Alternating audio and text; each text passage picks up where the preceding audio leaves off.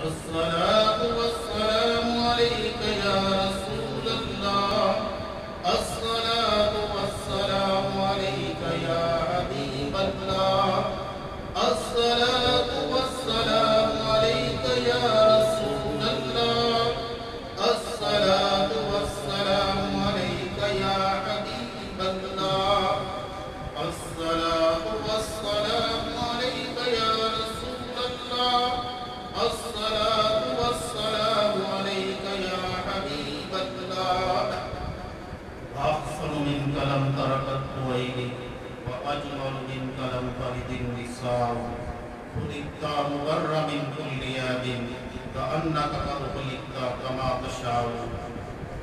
يا صاحب الجمال ويا سيد البشر من وجهك المنير لقد نور القمر. لا يمكن صنعه كما كان حقه بعد القضاء ضربتي السيف وسر. سمحجور برا من جان عالم ترحم يا نبي الله ترحم. ناخر رحمة للعالمين زامحروم شرافار المشيني. اللہ تعالیٰ کی حمد و ثنا اور بارگاہ رسالت امام صلی اللہ علیہ وآلہ وسلم نے ہدیہ درود و سلام میں پیش کیا. اللہ تعالیٰ اپنی بارگاہ میں اس کو قبول و منظور فرمائے. اللہ تعالیٰ حق بات کہنے کی توفیق عنایت فرمائے اور غلطی و کوتاہی اللہ رب العزت اپنے محبوب کے قدموں کے صدقے معاف فرمائے. قرآن مجید سے آیت مقدسہ تلاوت کی جن میں اللہ رب العزت ارشاد فرماتے ہیں بے شک صف میں پہلا گھر جو لوگوں کی عبادت کو مقرر ہوا وہ ہے جو مکہ میں ہے، برکت والا ہے اور سارے جہاں کا رہنما ہے. اس میں کھلی نشانیاں ہیں ابراہیم کے کھڑے ہونے کی جگہ اور جو اس میں آئے امان میں ہو. اور اللہ کے لیے لوگوں پر اس گھر کا حق کرنا ہے تو اس تک چل سکے اور جو منکر ہو تو اللہ سارے جہاں سے بے پرواہ ہے. ان آیت مقدسہ میں حج بیت اللہ کی طرف اشارہ ہے. سرکار دو عالم صلی اللہ علیہ وآلہ وسلم ارشاد فرماتے ہیں کہ دین کی بنیاد 5 امور پر ہے. نمبر 1 یہ گواہی دینا اللہ تعالیٰ کے سوا کوئی عبادت کے لائق نہیں اور محمد صلی اللہ علیہ وآلہ وسلم اس کے رسول اور بندے ہیں. اس کے بعد نماز قائم کرنا، زکوٰۃ دینا، رمضان المبارک کے روزے رکھنا اور پھر اگر استطاعت ہو تو حج بیت اللہ کا ادا کرنا. دوستو ہندو مذہب جو ہے وہ گنگا جمنا کو دیکھنے کے لیے جاتے ہیں. اسی طرح عیسائی جو ہیں وہ سینٹ پیٹر کی قبر جو اٹلی میں ہے اس کو دیکھنے کے لیے جاتے ہیں. اسی طرح کمیونسٹ جو ہیں وہ کارل مارکس کی قبر جو انگلینڈ میں ہے اس کو دیکھنے کے لیے جاتے ہیں. اس کے علاوہ بھی عجائب قدرت میں لوگ کچھ مذاہب کے بانیوں کی قبور پر جاتے ہیں یا مختلف جگہوں پر اللہ تعالیٰ کی قدرت کا نظارہ کرتے ہیں. ایک لفظ جو انگلش میں یوز ہوتا ہے میٹروپولس، یہ یونانی زبان کا لفظ ہے اور اس کا مطلب جو ہے وہ شہروں کی ماں ہے. تو شہروں کی ماں کے معنی میں قرآن مجید نے ام القریٰ کا لفظ استعمال کیا ہے کہ جو سرزمین مکہ ہے وہ تمام شہروں کی ماں ہے۔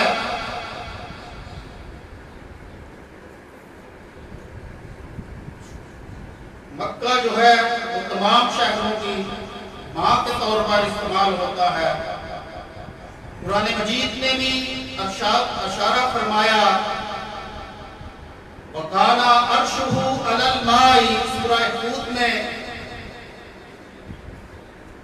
کہ پہلے پانی ہی پانی تھا اور اس کے اوپر اللہ تعالیٰ کا عرش قائم تھا، اور پھر اس عرش کی جگہ پر جاگ پیدا ہوئی اور پھر وہ جاگ بڑھتی ہی گئی جس سے زمین وجود میں آئی۔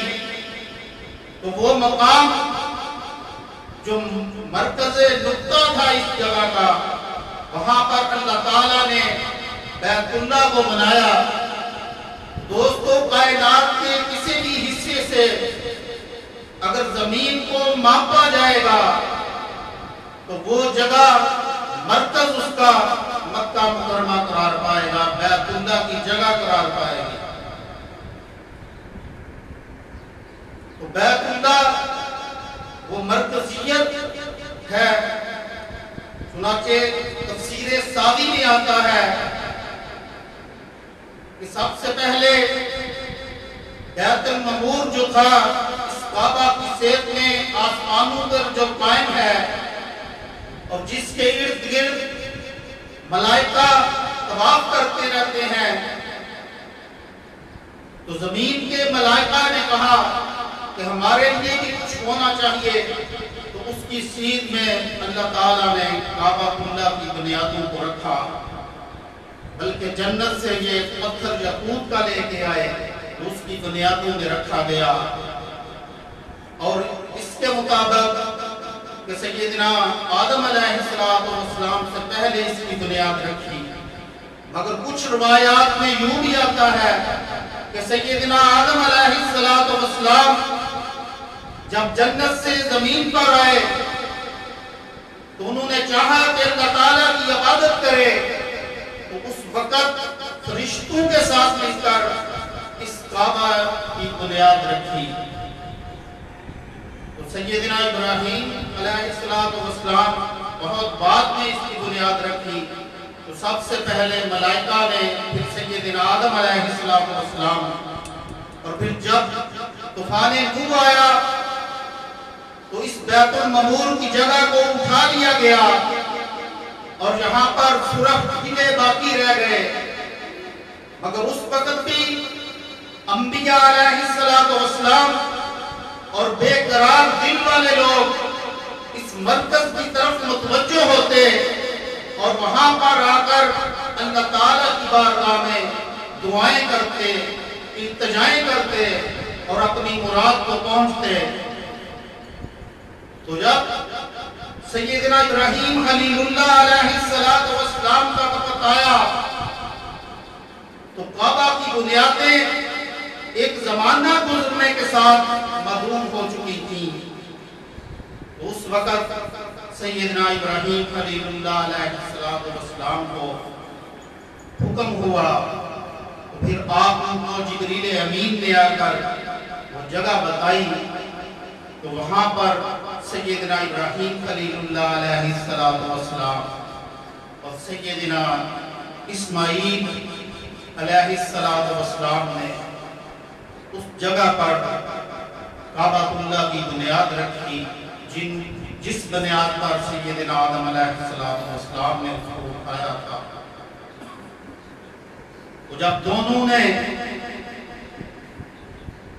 اس کعبے کو تعمیر کر لیا تو پھر اللہ تعالیٰ کی بارگاہ میں دعا کی، تو چنانچہ رسول اللہ صلی اللہ علیہ وآلہ وسلم ارشاد فرماتی ہیں کہ میں اپنے باپ ابراہیم کی دعا ہوں۔ تو اس وقت سیدنا ابراہیم خلیل اللہ نے جو دعا مانگی تو سرکار مدینہ صلی اللہ علیہ وآلہ وسلم کے ولادت پر وہ پوری ہوئی۔ تو یہ گھر شروع سے موت پر چلا آتا ہے اور اس کی ایک ایک چیز جو ہے وہ اللہ تعالیٰ کے قرآن مجید نے فرمایا کہ یہ وہ نشانیاں کیا ہیں کہ اللہ کے محبوبوں کی ادائیں ہیں کہ جو لوگ بھی کعبۃ اللہ کے حج کے لیے جاتے ہیں تو وہاں پر حجر اسود کو بوسہ دیتے ہیں، طواف کعبہ کرتے ہیں، صفا اور مروہ کی سعی کرتے ہیں، شیطان کو کنکریاں مارتے ہیں، قربانی دیتے ہیں۔ یہ سب اللہ تعالیٰ کے محبوبوں کی ادائیں ہیں جن کو اللہ تعالیٰ نے آج تک محفوظ رکھا ہے۔ تو دوستو، جب محبت کسی چیز کی انتہا پہ پہنچتی ہے، جب ایک محب جو ہے، کیونکہ محبت ایک ایسی کیفیت کا نام ہے کہ جب محب دیوانہ وار اپنے محبوب کے ارد گرد گھومتا رہتا ہے اور وہ اس کی محبت میں اس قدر محو ہو جاتا ہے کہ اس کو کوئی دوسرا خیال جو ہے وہ گوارا نہیں ہوتا، وہ صرف محبوب کی یادوں میں رہنا چاہتا ہے اور اسی کے خیال میں گم رہتا ہے۔ تو کسی نے کیا کہا تھا کہ دل کے آئینے میں ہے تصویر یار، دل کے آئینے میں ہے تصویر یار، جب ذرا گردن جھکائی تو دیکھ لی۔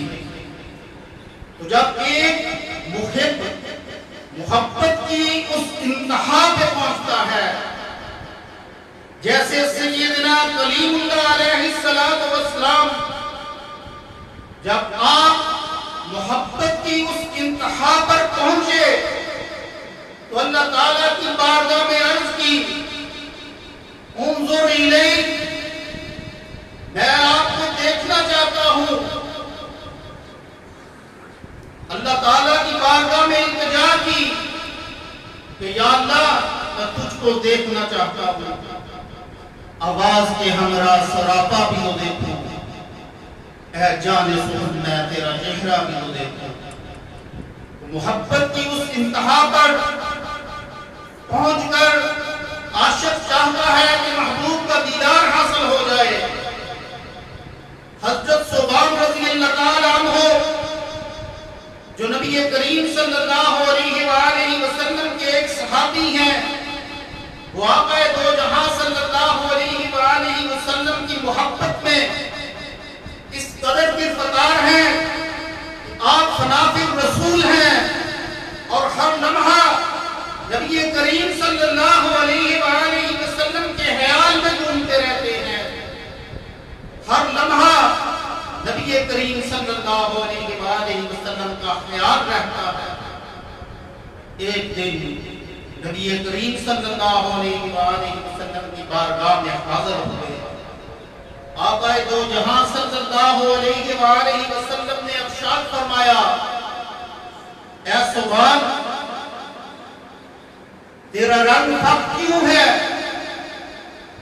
عرض کی یا رسول اللہ صلی اللہ علیہ وآلہ وسلم،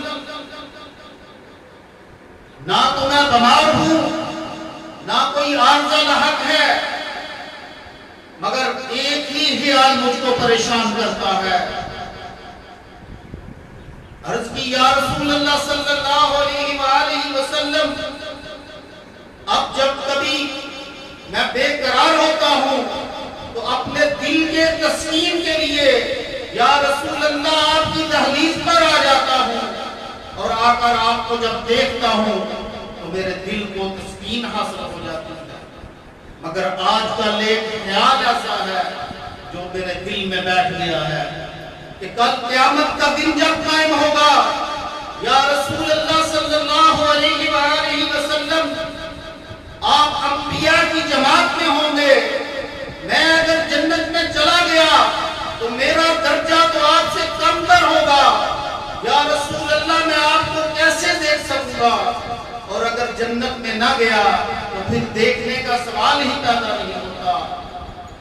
تو جب یہ باتیں حضرت ثوبان رضی اللہ تعالیٰ عنہ نے رسول اللہ صلی اللہ علیہ وآلہ وسلم کی بارگاہ میں عرض کی، تو آیت مقدسہ نازل ہوئی وَمَن يُطِعِ اللَّهَ وَالرَّسُولَ فَأُولَٰئِكَ مَعَ الَّذِينَ أَنْعَمَ اللَّهُ عَلَيْهِم مِّنَ النَّبِيِّينَ وَالصِّدِّيقِينَ وَالشُّهَدَاءِ وَالصَّالِحِينَ۔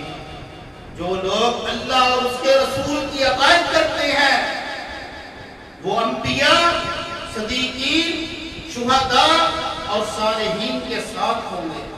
یہ آیت مقدسہ اس وقت نازل ہوئی، دلاسا دے دیا اللہ نے اپنے محبوب کے محب کو کہ اے زبان پریشان نہ ہو، کل جب قیامت کا دن ہوگا تو اسی طرح رسول اللہ صلی اللہ علیہ وآلہ وسلم کی زیارت کرے گا جیسے اس طرح کرتا ہے۔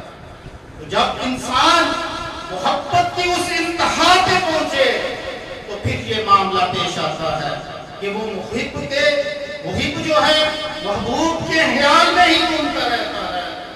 اسی لیے آقا دو جہاں سرکار مدینہ صلی اللہ علیہ وآلہ وسلم نے ارشاد فرمایا اے صحابہ ایک وقت وہ آئے گا کہ میرے امت کے کچھ لوگ ایسے ہوں گے کہ وہ چاہیں گے کہ ان کے اہل و عیال قربان ہو جائیں، ان کا مال و اسباب لے لیا جائے، ان کا مال و دولت لے لیا جائے، ان کی زمین و جائیداد لے لی جائے، مگر فقط یہ سب کچھ لے کر سرکار مدینہ صلی اللہ علیہ وآلہ وسلم کی زیارت کا شرف پاتا۔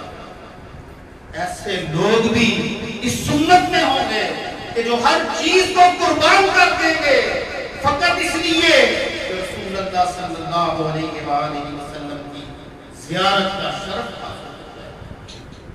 تو جب اس انتہا پہ محبت پہنچتی ہے اور انسان چاہتا ہے تو پھر محبت دو کفیات کی وجہ سے ہوتی ہے۔ ایک کسی کے حسن و جمال سے متاثر ہوتا ہے انسان، ایک کسی کے کمال سے متاثر ہوتا ہے کہ اس کے کمال کی باتیں سنیں یا کہ آقا کریم صلی اللہ علیہ وآلہ وسلم کی باتیں ہم سنیں، کسی اللہ والے کی باتیں سنیں تو اس سے عشق و محبت کا پیدا ہو جانا۔ مگر جب وہ عشق و محبت اپنی انتہا پہ پہنچتی ہے تو پھر انسان چاہتا ہے کہ محبوب کا دیدار بھی حاصل ہو۔ دوستو یہ ایک فانی محبت کی باتیں ہیں۔ اللہ تعالیٰ جو ان چیزوں سے مبرہ ہے کیونکہ یہ باتیں اس محبوب کے ساتھ ہیں جو گوشت اور کوثر کا مجسمہ ہے، اسے آپ دیکھتے ہو اس سے آپ کی محبت پیدا ہوتی ہے، پھر آپ چاہتے ہیں کہ اس کے دست و پا کو چوموں، اس کو گلے لگاؤں، اس سے باتیں کروں، اپنے دل کی باتیں اس سے کہوں، مگر اللہ تعالیٰ وہ ان چیزوں سے مبرہ ہے۔ قرآن مجید میں ارشاد فرمایا وَالَّذِينَ آمَنُوا أَشَدُّ حُبًّا لِلَّهِ، اور ایمان والے اللہ سے شدید محبت کرتے ہیں۔ جب ایک انسان اللہ تعالیٰ کی معرفت کو چاہے گا، اس محبت کو چاہے گا، اللہ تعالیٰ ان چیزوں سے مبرہ ہے۔ اللہ تعالیٰ نے اپنے عاشقوں کے تسکین کے لیے اس مکہ مکرمہ میں ایک مکان بنا دیا، ایک پیکر بنا دیا کہ جس کو دیکھیں لوگ، جس کے در و دیوار پر آئیں اور وہاں پر آ کر اللہ تعالیٰ کی بارگاہ میں التجا کریں تو وہ اس محبوب حقیقی کے ان انوار و تجلیات کا جو ہے مشاہدہ کرے گا۔ اور ایسے ایسے معاملات چنانچہ ڈاکٹر حمید اللہ بات بہاولپور میں لکھتے ہیں کہ جب بھی کوئی سلطنت وسیع ہوتی ہے اور جب وہ وسیع ہو جاتی ہے تو پھر اس کا کوئی صدر مقام ہوتا ہے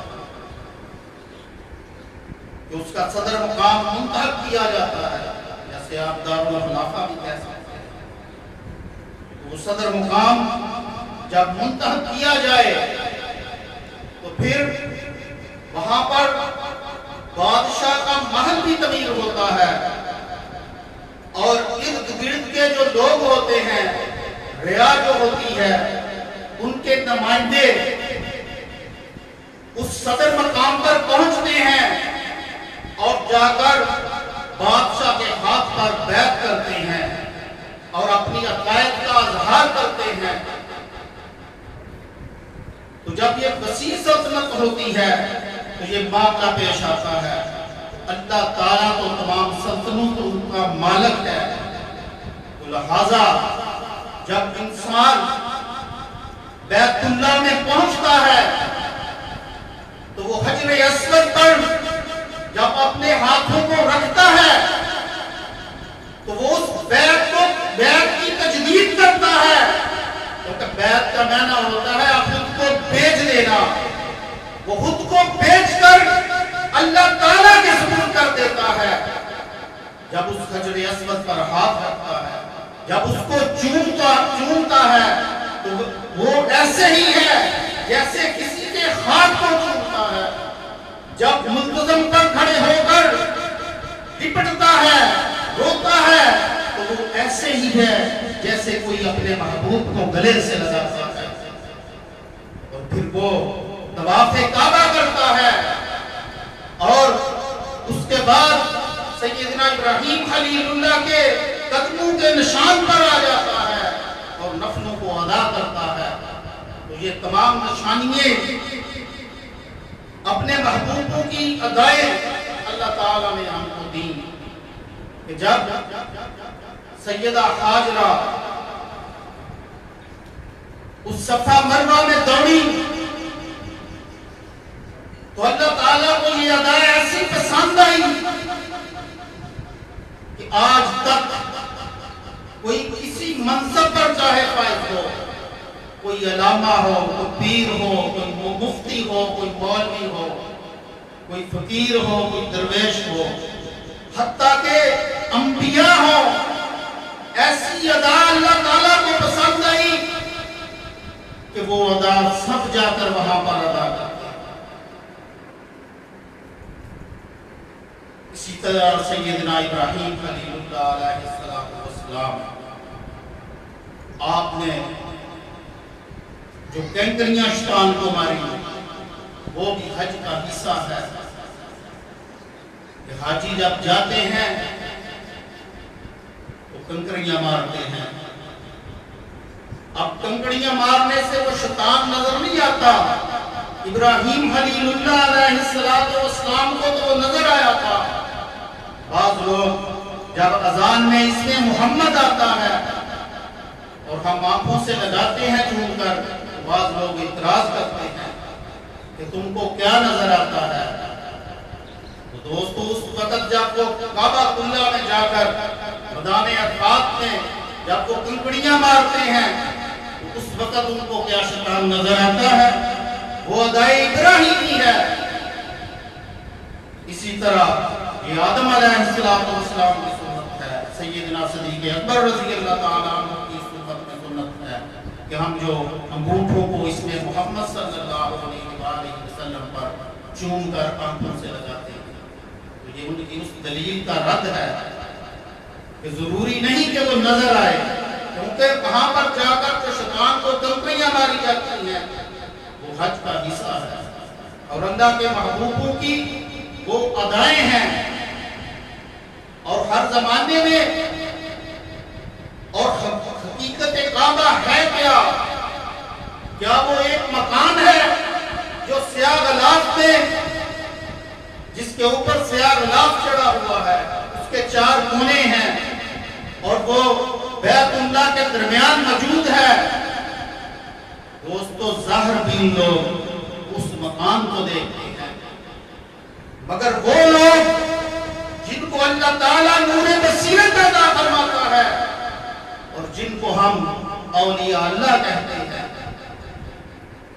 جب وہ اس مقام پہ پہنچتے ہیں تو وہ اس حقیقت کعبہ کو دیکھنا چاہتے ہیں، وہ ان انوار و تجلیات کو دیکھنا چاہتے ہیں جو وہاں پر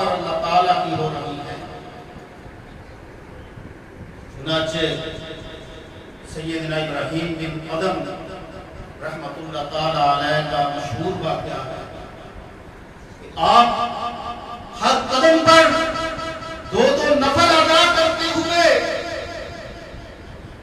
12 سال کے بعد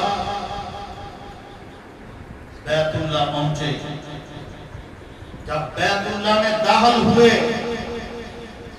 آپ نے نگاہ فرمائی کعبہ اللہ کی طرف تو اللہ تعالیٰ کی بارگاہ میں فریاد کرنے لگے, مولا اتنے سالوں سے جس چیز کو دیکھنے کا میں مشتاق تھا, جب اس جگہ پہ پہنچا ہوں اتنے سالوں کے بعد تیری ریاض و عبادت کرتے ہوئے, تو وہ حقیقت کعبہ کو مجھ کو نظر ہی نہیں آ رہی. اور شاد ہوتا ہے ہماری ایک بندی رابعہ بصری رحمت اللہ علیہ, وہ آ رہی ہیں, کعبہ ان کے استقبال کے لیے گیا ہوا ہے. دوستو جو کعبے کا وجود پتھروں کا تھا وہ تو وہیں پر موجود تھا اور عام لوگ اس کو دیکھ رہے تھے, مگر جو نظر ابراہیم بن ادم رحمت اللہ علیہ کی دیکھنا چاہتی تھی وہ حقیقت کعبہ نظر نہیں آ رہی. پھر آپ نے کہا کہ میں اس اللہ کی بندی کو دیکھوں تو صحیح جس کا استقبال کعبہ کرنے کے لیے گیا ہوا ہے. جا کر ملے سیدہ رابعہ بصری رحمت اللہ علیہ, تو ان سے کہا کہ آپ ناز میں آ رہی ہیں, نیاز میں آنا چاہیے. وہ اللہ کے بندوں کی آپس کی گفتگو ہے, مگر حقیقت کعبہ وہی ہے کہ جب انسان اس محبت کے ساتھ وہاں پر پہنچتا ہے تو وہ حجر اسود کو بوسے دیتا ہے, گویا وہ دست قدرت کو بوسے دے رہا ہے. اللہ تعالیٰ نے اپنی جو روحانیت کے معاملے وہاں پر رکھے ہیں, اللہ تعالیٰ کے جو بندے وہاں پر پہنچتے ہیں تو وہ روحانی لذتوں سے آشنا ہوتے ہیں. اس لیے حضور غوث اعظم سیدنا شیخ عبد القادر جیلانی محبوب سبحانی رضی اللہ تعالیٰ عنہ آپ ارشاد فرماتے ہیں, اگر کسی نے حج کرنے کے لیے جانا ہو تو وہ میرے دروازے سے ہو کر جائے, میرے رستے سے ہو کر جائے, اپنے قلب و نظر کی صفائی لے کر جائے. جب اس قلب و نظر کی صفائی لے کر جائے گا تو پھر وہ تجلیات الہی کا مشاہدہ کرے گا, جب اپنے دل کی صفائی کے ساتھ جائے گا. اسی لیے تو پہلے ان چیزوں سے گزارا کہ اللہ تعالیٰ اور رسول اللہ صلی اللہ علیہ وآلہ وسلم کی رسالت کی گواہی دینا, اللہ کے معبود ہونے کی گواہی دینا, حضور کی رسالت کی گواہی دینا. پھر تم نماز کے ذریعے اپنی ان چیزوں کو بڑھاؤ, عبادت و ریاضت کرو, اس کے بعد زکوٰۃ دو تاکہ تمہارا تزکیہ نفس ہو, اس کے بعد روزے رکھو تاکہ تم میں مزید صفائی پیدا ہو. اور جب یہ تمام صفائیاں پیدا ہو جائیں تو پھر تم حج بیت اللہ کا قصد کرو. کیوں کہ جب محبت انتہا پہ پہنچے گی, جب عشق انتہا پہ پہنچے گا تو پھر وہ دیدار کا تقاضا کرے گا, پھر وہ محبوب کو دیکھنے کے لیے تڑپے گا اور پھر ان آنکھوں سے وہ مشاہدہ کرے گا.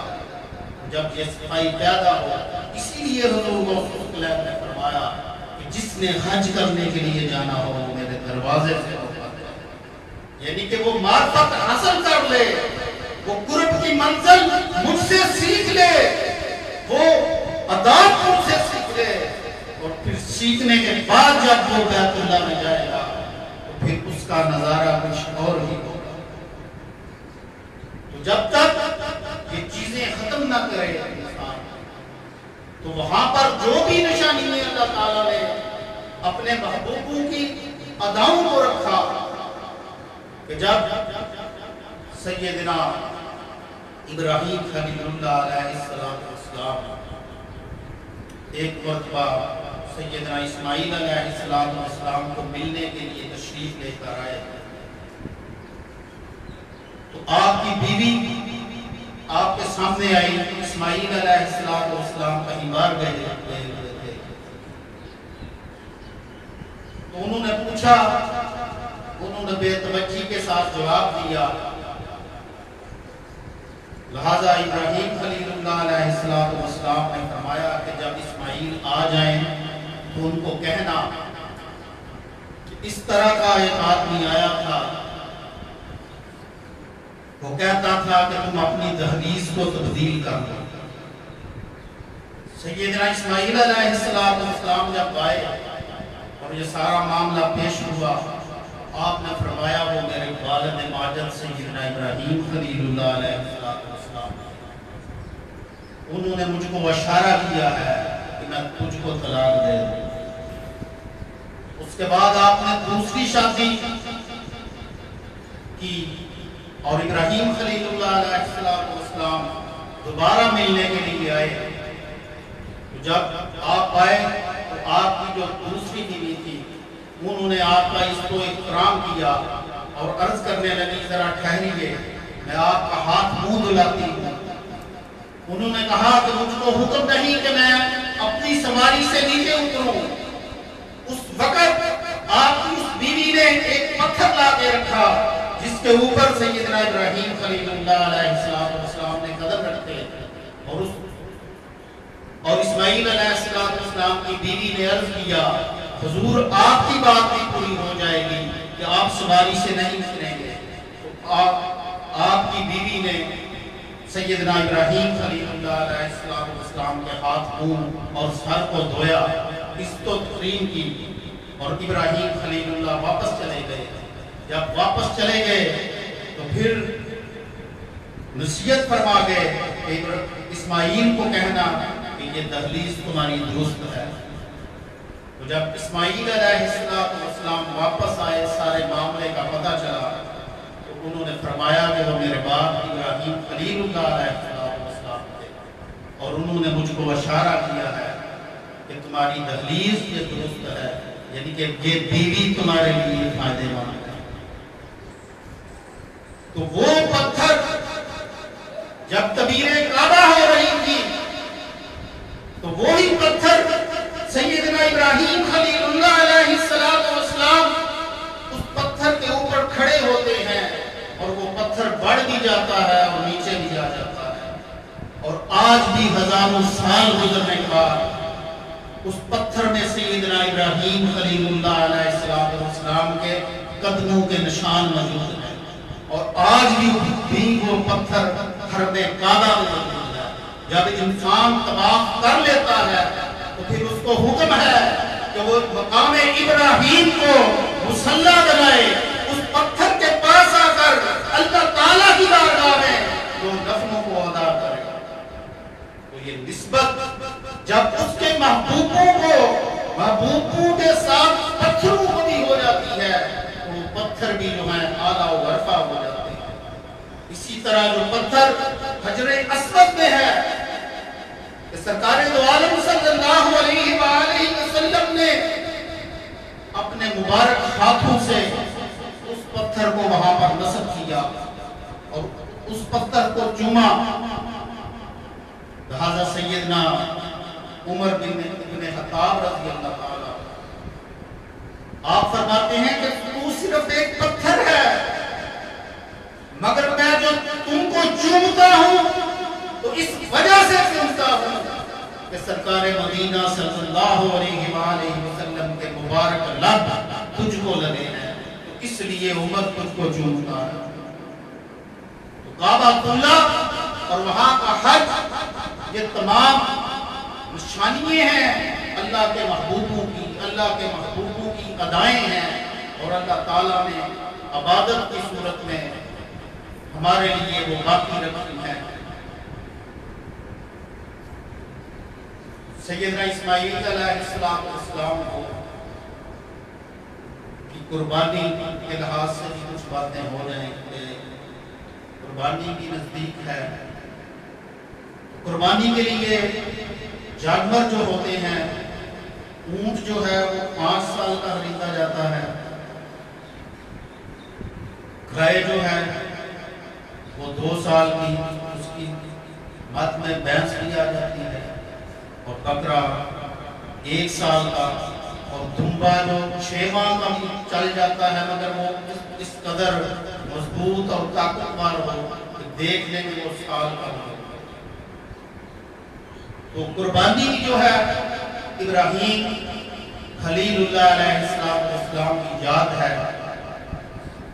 تو سیدنا ابراہیم خلیل اللہ علیہ السلام نے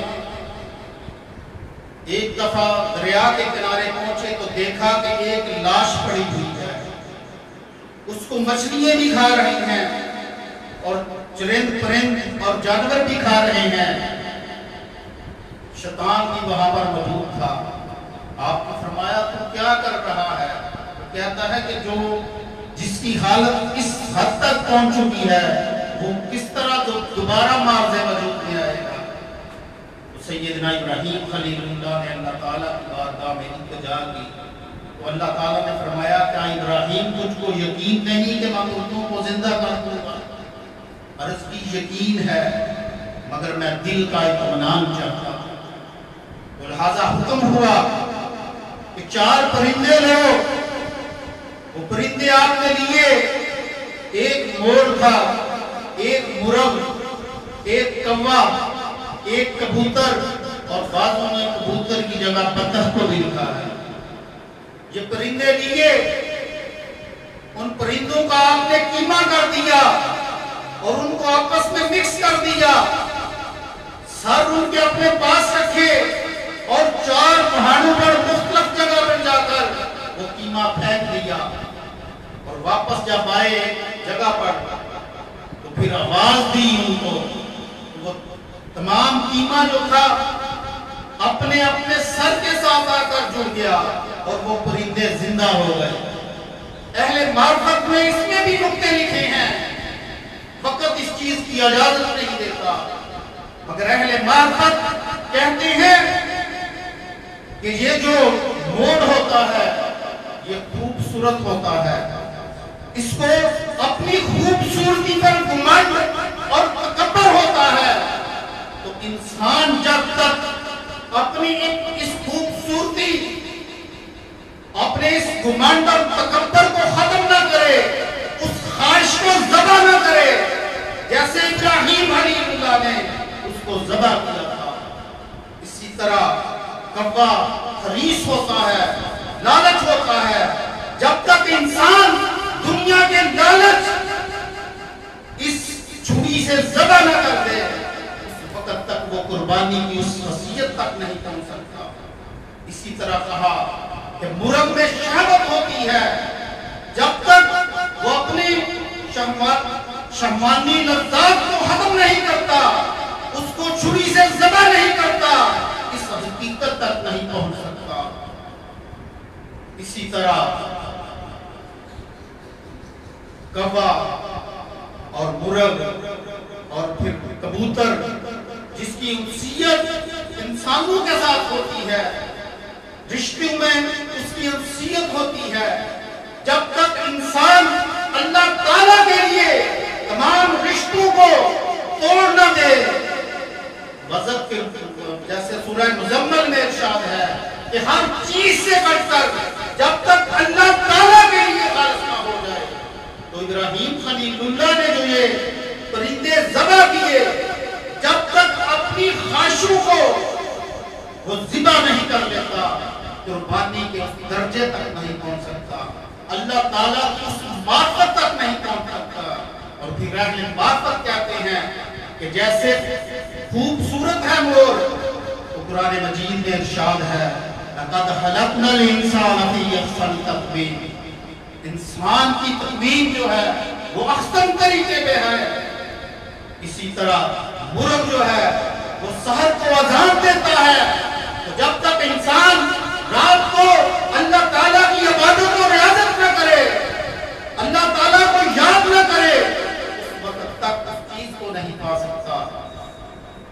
اسی طرح اور بھی اس میں نکتے ہیں، مگر یہیں پر کہ اللہ تعالیٰ کے لیے جب انسان خالص ہو جائے گا، جب تمام جو خواہش نفسانی ہیں جب تک ان کو ختم نہیں کرتا اس حقیقت تک نہیں پہنچ سکتا۔